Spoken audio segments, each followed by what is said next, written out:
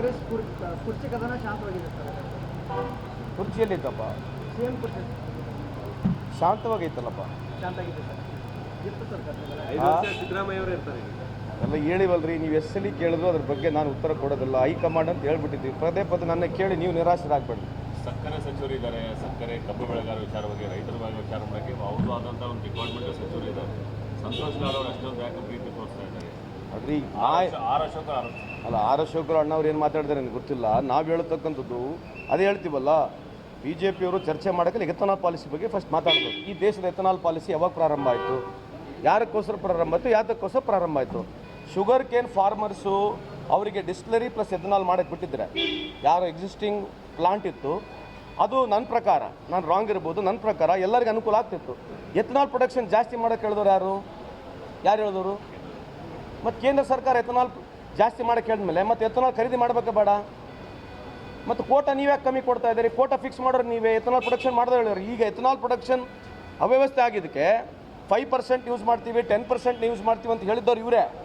ಇವತ್ತು ಅವರು because they are not able to consume ethanol which IPCL Indian petroleum ತೊಗೋಬೇಕಾಗಿತ್ತು, ಅವ್ರು ತೊಗೊಳ್ತಾ ಇಲ್ಲ.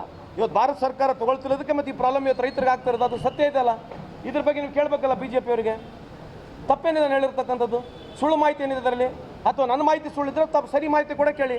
What was the total production of ethanol in last 10 years back and how much today it is there? Why this so much of increase in ethanol production is happened? It is monitored by whom? Just total ethanol production India is monitored by ಹೂಮ್?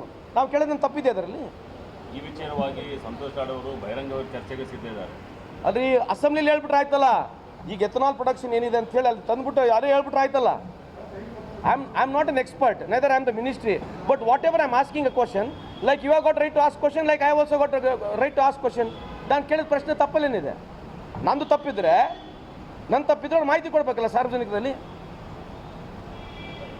ಈಗ ಅವ್ರು ಸರಿ ಇದ್ದರೆ ಮಾಹಿತಿ ಕೊಡಲಿಲ್ಲ. Ethanol ಸಿಸ್ಟಮ್ನ, ethanol total ಪ್ರೊಡಕ್ಷನ್ನ ಪ್ರಾರಂಭ ಮಾಡಿದವರು ಯಾರು, ಇದು ಗೈಡ್ಲೈನ್ಸ್ ಮಾಡೋರು ಯಾರು ಅಂತಕ್ಕಂಥದ್ದು ಪ್ರಶ್ನೆ ಇದೆ. ಅದ್ರ ಬಗ್ಗೆ ಮಾಹಿತಿ ಕೊಡಂಗಿಲ್ಲ.